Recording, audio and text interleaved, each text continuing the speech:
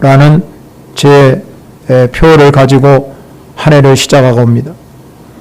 예수님께서 이 땅에 오셔서 마가복음을 제일 먼저 기록한 책인데, 이 마가복음 1장 1절에 가면 하나님의 아들 예수 그리스도의 복음의 시작이라 이렇게 선포합니다.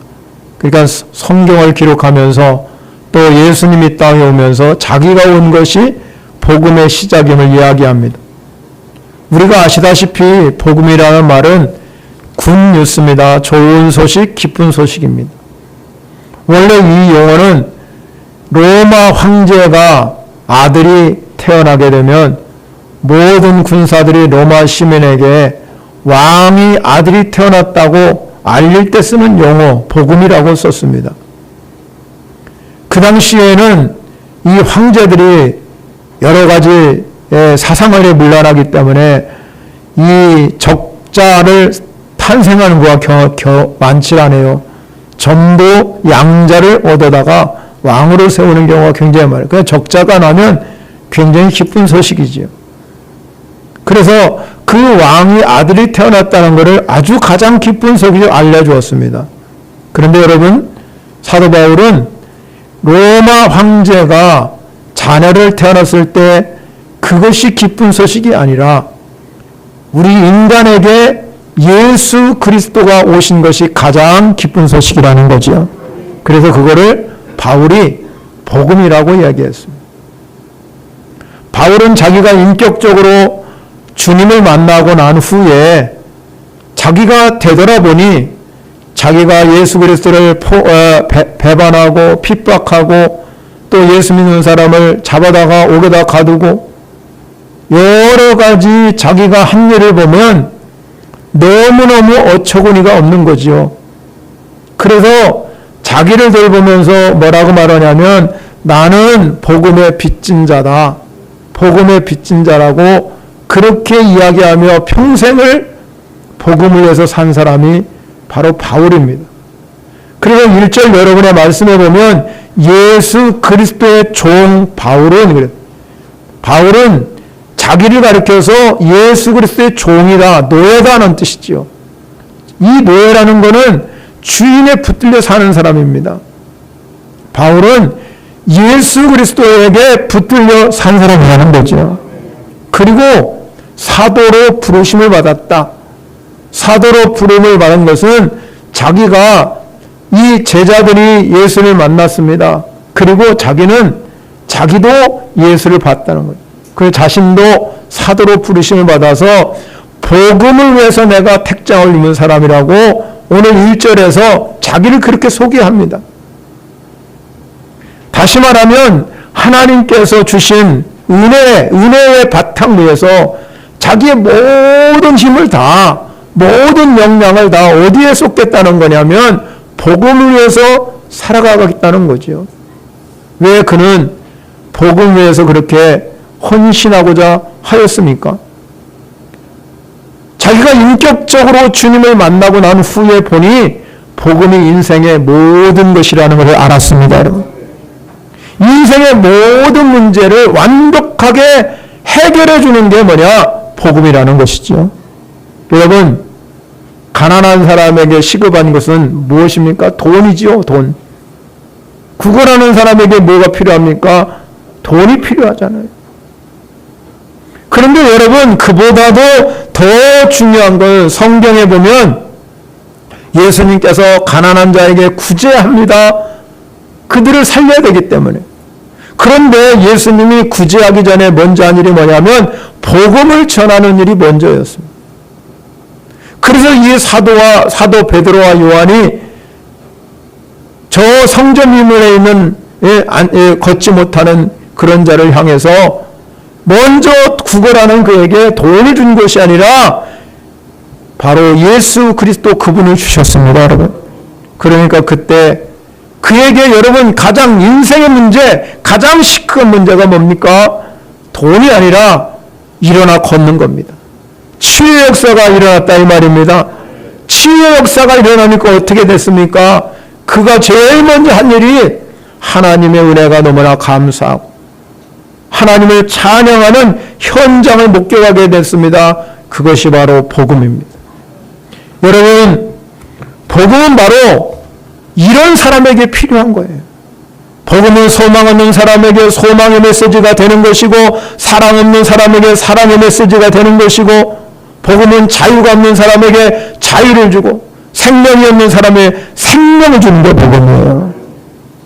그래서 복음은 하나님의 능력이 임하는 현장인 겁니다. 사랑하는 성도 여러분, 하나님의 부름받은 여러분이 올 한 해 복음을 위해서 살아간 이 바울처럼 우리도 다시 복음을 위해서 살아가는 하나가 되시기를 바랍니다. 다시란 말을 제가 썼어요. 여러분, 복음 모르는 사람 없습니다. 다 알지요. 알기는 다 합니다. 그러나 제가 다시라는 말을 쓴 이유는 헌신해야 된다. 삶으로 보여주는 삶이다. 머릿속으로만 기억하고 마음속으로만 기억하고 행동으로 삶으로 보여주는 것이 아니라 진정한 삶으로 나타나는 그 복음이 능력이 되어야 된다는 것이죠. 그렇다면 여러분, 우리가 올 한 해 다시 복음으로 시작하는 여러분 마음 가운데 어떤 자세를 가지고 시작해야 될까? 오늘 성경을 통해서 우리가 살펴보자. 그것은 뭐냐? 왜 우리가 정말로 복음을 위해서 헌신해야 되냐? 첫 번째 중요한 것은요, 복음은 오직 예수 그리스도이기 때문에 그래요. 여러분, 오늘 한 해 여러분의 마음 속에, 여러분의 삶 속에, 여러분의 뼛속까지 내 안에 역사하는 분은 오직 예수가 그리스도이시다. 이 믿음이 여러분에게 있어지기를 바랍니다. 2절 말씀에 보면요, 사도 바울은 이 복음은 그 아들에 관하여 성경에 미리 약속한 것이라. 그의 아들이라는 것은 누구를 가리키냐면 하나님의 아들 예수 그리스도를 가리켜요. 그런데 그 복음이라는 것이 예수 그리스도에 관하여 하나님의 약속이라고, 하나님의 약속. 성경이 미리 약속했다는 거잖아요. 그렇기 때문에 성경 자체가 복음이고 성경 자체가 예수 그리스도라는 것입니다. 예수님이 그래서 이 땅에 그 말씀을 성취하기 위해서 우리에게 오셨어요. 육신을 입고 이 땅에 오셔서 우리에게 뭘 전가했냐면 내가 복음이다. 내가 예수 그리스도 자체가 복음이라고 증거했습니다. 그래서 누가복음 4장 18절 19절에 보면 이렇게 나와요. 주의 성령이 내게 임하였으니 이는 가난한 자에게 복음을 전하려고 내게 기름을 부으시고 나를 보내사 포로된 자의 자유를, 눈먼 자에게는 다시 보게 함을 전파하며 눌린 자를 자유롭게 하고 주의 은혜의 해를 전파하려 하심이라 하였더라. 아멘. 그렇습니다. 여러분, 복음이 증거되면 여러분 거기에 가난한 자에게 복음이 들어가게 되고, 그래서 그가 부욕해 되는 역사가 일어나게 되고, 포로된 자가 자유되는 역사가 일어나고, 여러분 눈먼 자가 다시 보게 되고 눌린 자가 자유케 되는 게 이게 복음이에요. 예수님은 그래서 자기를 가리켜서 뭐라고, 나는 산떡이라서, 죽은 떡이 아니라 산떡. 산떡이기 때문에 나를 먹으면 영원히 산다. 영원히 사는 거지. 뿐만 아니라 자기를 가리켜서 양해문이라, 양해문. 그래서 누구든지 자기에게 들어오면서 나가면서 구원을 얻을 것이라는 겁니다. 그리고 내가 온 것은 우리 모든 성도를 양을 위해서 생명을 얻게 하고 더 풍성히 얻게 하려 함이라. 여러분, 올 한 해 내 안에 산떡이 되신 예수님이 여러분 안에 거하셔서 풍성한 열매가 많이 맺어지시길 바랍니다. 풍성한 삶이 되어야 됩니다. 부족한 삶이 아니에요. 하나님의 주신 은혜는 넉넉하고 풍성하고 넘치는 은혜가 여러분에게 임하시기를 바랍니다. 그 말씀을 먹고 그 말씀을 향하여 우리가 정말로 살아가기만 하면 우리 안에 영원한 생명을 주실 뿐만 아니라 풍성한 은혜도 우리에게 임하게 되는 줄 믿으시기 바랍니다. 이 놀라운 은혜가 복음이에요. 현대의 사도 바울이라고 일컫는 힌두족의 위대한 썬다싱이라는 성자가 있습니다. 힌두교에서 이 기독교로 전향한다는 건 쉬운 일이 아니잖아요.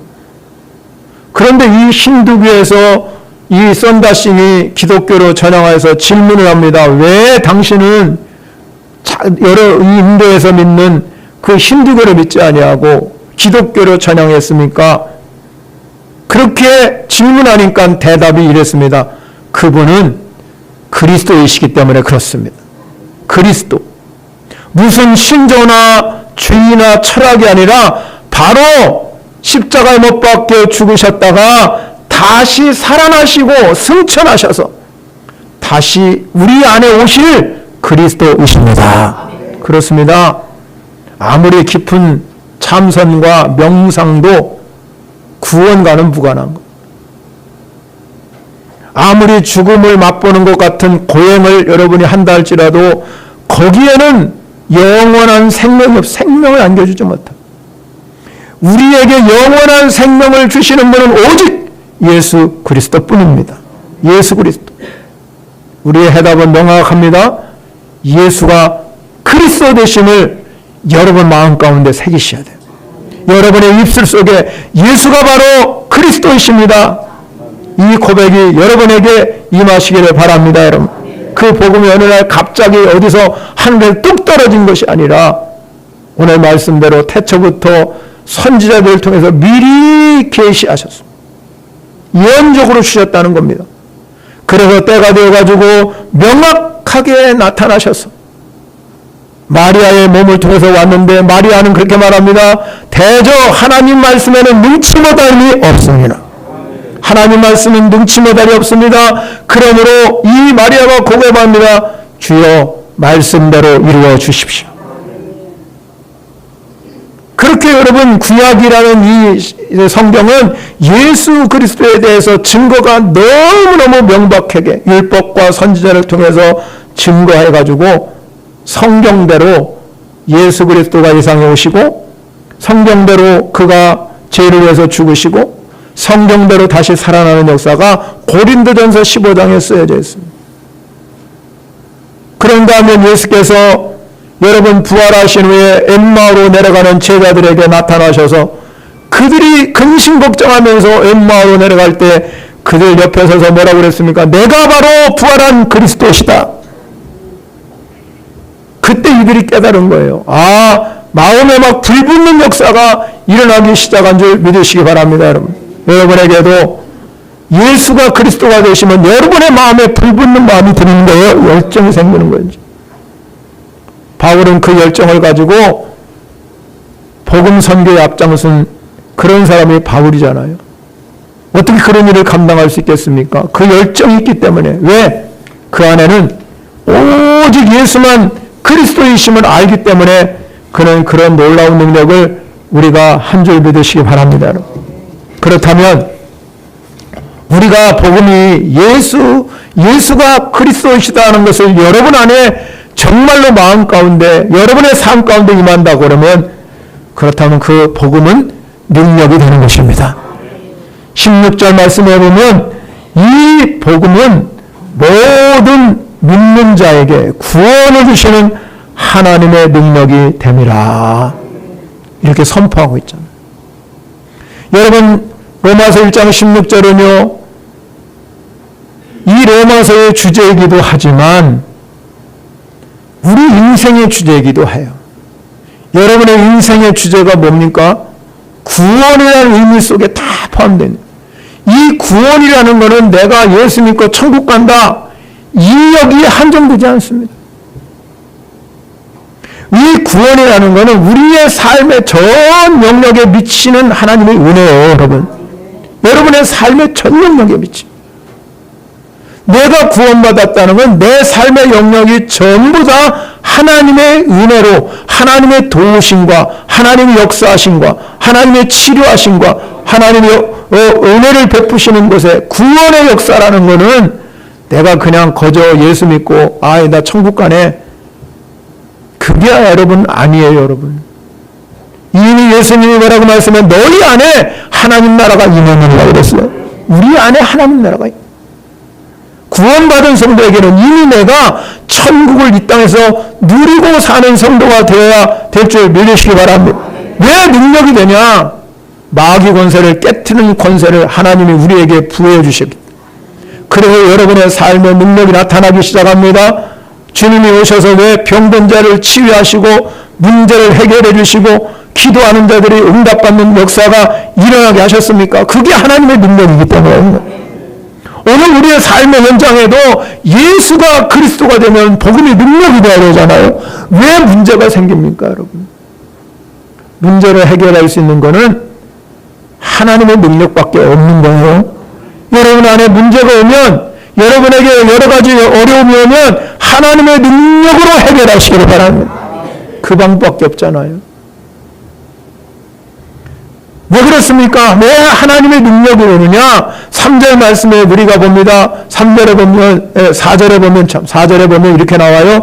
성결의 영으로는 죽은 자들 가운데가 부활하사 능력으로 하나님의 아들이라고 선포되셨으니 고 주 예수 그리스도시라 그랬습니다. 여러분 거기에 보면 성결의 영으로 죽은 자들 가운데서 부활했어요. 성결의 영으로 부활했어요. 여러분 하나님은 거룩한 영을 가진 분이에요. 죄가 없으신 분입니다. 그 앞절에 가면 그 죄 없으신 분이 다윗의 혈통에서 육신으로 나셨다고 그랬어요. 혈통을 가지고 이 세상에 예수님이 우리와 똑같이 오셨지만 성결의 영이 그에게 있기 때문에 그분은 죄가 없으시다. 그래서 우리를 깨끗게 하는 거죠. 그런데 여러분 하나님이 거기에 머물러 있지 않아요. 거기에만 머물러 있다면 아무 의미가 없어요. 성경 우리에게 증거하는 게 뭡니까? 죽은 자 가운데서 부활하셨다는 거예요. 죽은 자 가운데서 부활하신 분이 바로 예수 그리스도예요. 그리고 선포합니다. 능력으로 하나님의 아들이 선포되었다. 능력으로 하나님의 아들. 이 땅에 예수를 믿는 저와 여러분들이 왜 능력이 나에게 임해야 되느냐? 그 이유는 단 한 가지예요. 부활하신 주님이 나의 주님이기 때문에 그래요. 여러분의 주님은 부활하신 주님인 줄 믿으시기 바랍니다. 부활하신 주님이 우리에게 나타나셔서 여러분 이미 성경에 증거하고 있습니다. 부활하신 주님이 제자들에게 나타나셔 하신 말씀이 두 개예요. 하나 첫 번째 말씀은 뭐냐면 평강이 있을지어다. 예수님이 제일 먼저 나타나서 제자들에 나타나서 다른 거, 야 니네들 왜 내 배반하고 도망갔냐? 에? 그러지 않았어요. 예수님이 제자들에게 나타나서 두려움과 근심과 걱정에 사로잡혀 있는 제자들 향하여 평강이 있을지어다. 여러분 올 한 해 예수가 그리스도심을 믿을 때 여러분 안에 주님이 주시는 참 평강을 누리고 사시기 바랍니다. 그 평안이 우리에 있어요. 그래서 바울은 가는 곳마다 복음을 증거하면서 그냥 복음만 증거하고 가는 것이 아니라 그곳에 교회를 세웠어요. 일꾼을 세웠어요. 그리고 그 교회들에게 다시 편지를 쓰면서 격려의 말씀이 뭡니까? 은혜와 평강이 너희에게 있을지어다. 평강을 이야기했어요. 그러므로 올 한 해 여러분 예수가 그리스도 다시 복음으로 시작하는 저와 여러분 가운데 평강이 넘치시기를 바랍니다. 이 평화가 주님이 주시는 평화가 돼야 돼. 내가 주는 평화가 아니라 내가 가지고 있는 평화가 아니라 주님이 내 안에 오셔서 역사하는 그 평화가 넘쳐 흐려야 된다는 거죠. 다른 하나 두 번째는 뭡니까? 성령을 받으라. 제자들을 향해서 평강만 임하는 게 아니라 너희들이 이 땅에 살아가면서 가장 필요한 게 뭐냐? 하나님의 능력이 되려면, 복음이 하나님의 능력이 되려면 성령을 받아야 된다. 올 한 해도 여러분에게 성령의 기름 부음이 임하시기를 바랍니다. 이 성령의 기름 부음이 임하시면 그 삶의 현장이 능력이 되는 거예요. 왜 능력이 되냐? 그리스도가 내 안에 거하기 때문에. 내가 능력이 있어서 그런 것이 아니에요. 내가 권력이 있어서 그런 거 아닙니다. 내가 힘이 있어서 그런 게 아니라 성령이 내 안에 오시니까 그것이 하나님의 능력이 되는 거예요. 그리스도 안에 거합니다. 바울이 여러분 훌륭해서 능력을 향한 게 아니에요. 바울은요, 수많은 기적과 이적의 현장을 경험하게 되잖아요. 그런 바울은 하나님의 능력을 경험하게 됩니다. 특별히 사도행전 19장에 가면 에베소 교회를 이제 탄생시키잖아요. 거기서 두란노 서원이라는 곳에서 2년 동안을 하나님 말씀을 가르쳐요. 근데 사도행전 19장 11절에 보면 이렇게 기록하고 있어요. 자, 여러분 여기 한번 큰 소리로 12, 11을 읽어보세요. 시작. 하나님의 바울의 손으로 놀라운 능력을 행하가시니 심지어 사람들이 바울의 몸에서 손수건이나 앞치마를 가져다가 병든 사람에게 얹으면 그 병이 떠나고 악귀도 나가더라. 아멘. 자, 여기 보세요. 하나님의 손으로, 하나님이 바울의 손으로 뭘 행하게 해요? 놀라운 능력. 그러면 이 바울이 놀라운 능력을 행할 수 있는 이유는 뭐냐면 그 안에 뭐가 계셔요? 성령님이 계십니다. 성령님은 우리 안에서 활력을 주는 분이에요. 성령님은 내 안에서 역동성을 갖다 주는 분이십니다. 성령님 여러분이 계시다면 성령님이 말하십니다. 성령님은요, 가만히 계신 분이 아니에요. 내 삶을 인도하고 내 삶을 주관하고 내 삶을 터치하며 내 인생을 확 변화시키는 게 성령님이시거든요. 그래서 여러분, 성령님은 하나님의 능력의 현장으로 만들어 가시는 거예요. 여러분, 그렇기 때문에 하나님의 능력이 여러분의 삶의 현장에서 나타나시기를 바랍니다. 여러분, 바울이 말한 것처럼 하나님이 바울의 손에 놀라운 능력을 행하게 하신 것은 그 안에 성령님이 있기 때문에 그렇습니다. 그의 손으로 여러분 몸에 손쓰거나 앞치마를 가져다가 병든 손은 낫는 기적이 일어나죠. 악기도 떠나가잖아요. 사랑하는 성도 여러분, 성경 우리에게 이렇게 말합니다. 방백을 의지하지 말고 도울 힘없는 인생도 의지 말죠. 오직 야곱의 하나님으로 자기 하나님을 삼으라고 권면하고, 그런 사람은 복이 있다는 거예요. 왜 그렇습니까? 하나님의 능력은 절대로 사라지지 않아요. 소멸되지 않는다 이 말이에요.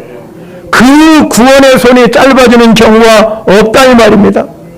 그래서 다윗이라는 사람이 고백합니다. 여호와는 내 생명의 능력이시니 내가 무엇을 무서워하니? 무서울 게 없는 거죠. 왜? 하나님은 내 생명의 능력이 되니까. 어떻게 일생을 하나님의 능력을 힘입고 당당하게 산다는 것이 얼마나 큰 복이에요. 그래서 여러분, 바울은 그 복음이 하나님 능력이라고.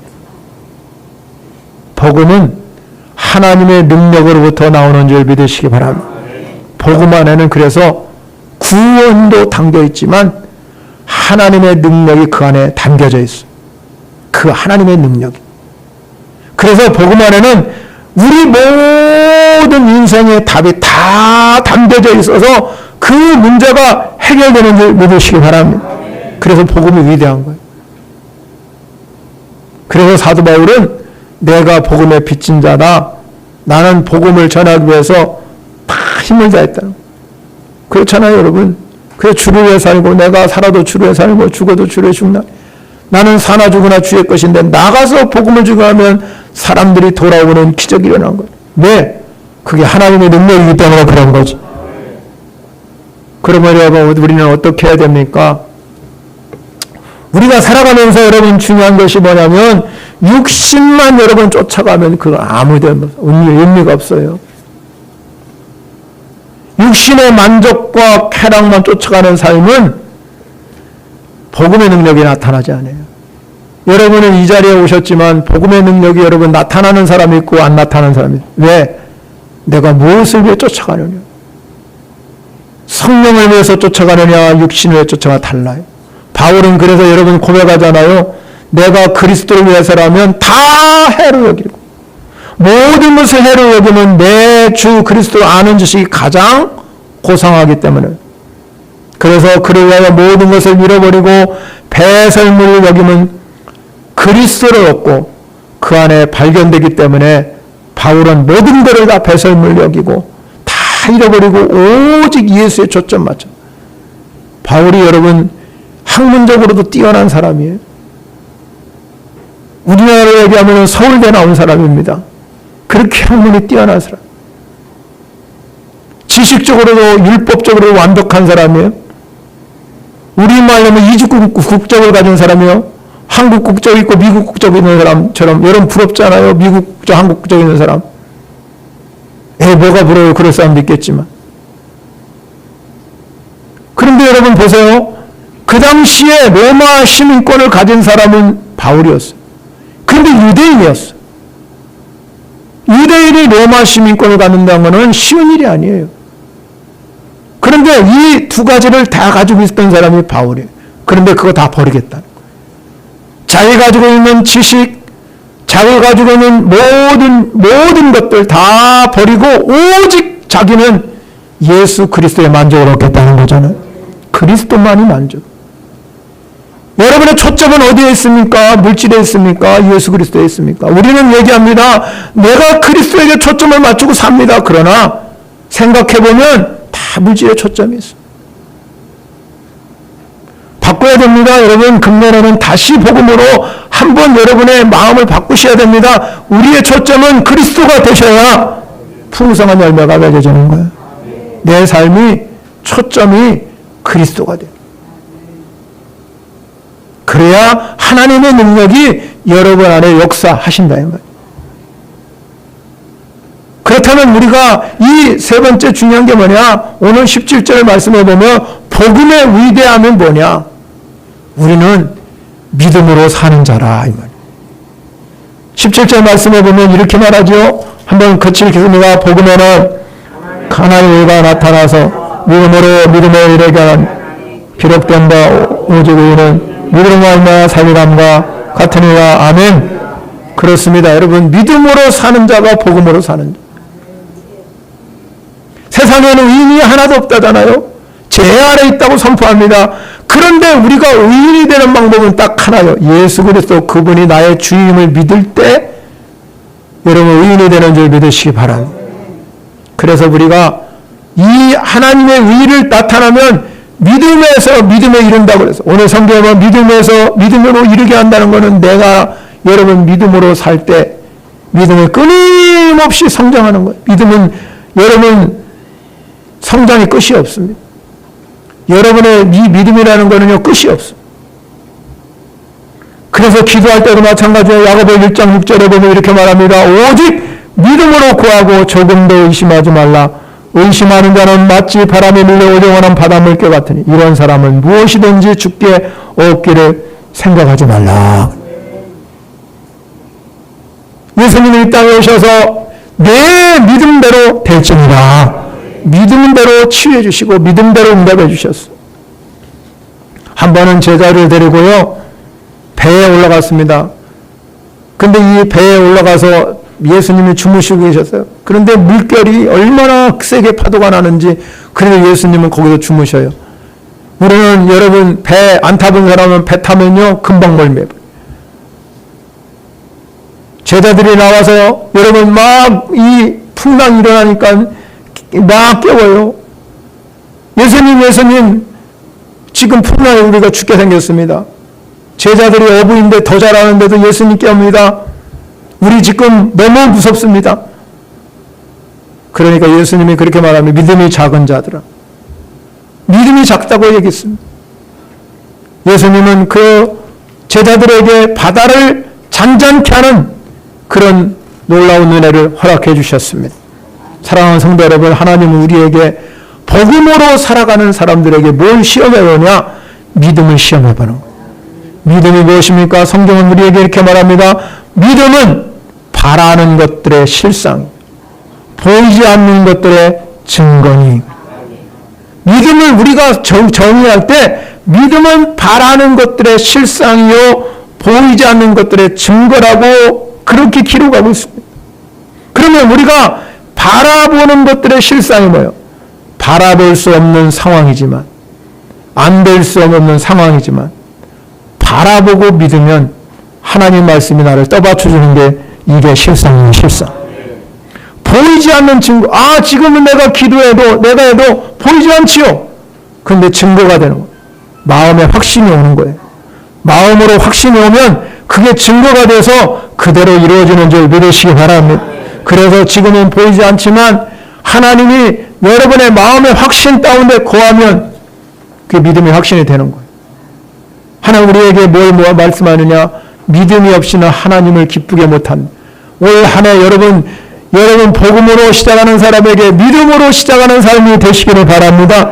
그러면 그 믿음의 능력이 되는 거예요. 예수 그리스도가 나를 위해서 죽었다는 구원받은 믿음, 말씀을 삶으로 살아내는 영원토록 나와 함께하는 임마누엘 믿음, 시련과 환난과 역경과 고난 가운데도 그리스도께서 일하시고 행하시는 역사하는 기적의 믿음이 여러분이 있어지기를 바랍니다.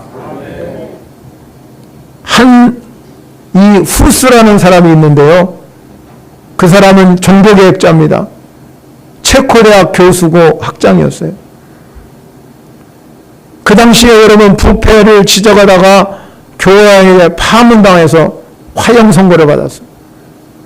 그는 그럼에도 불구하고 그는 죽음을 두려워하지 않고 개혁에 소리질렀습니다.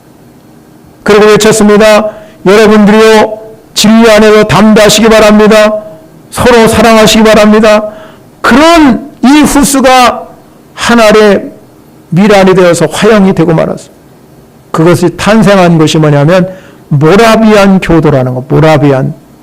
이 모라비안 공동체는 지금도 있어요. 미국에 가면.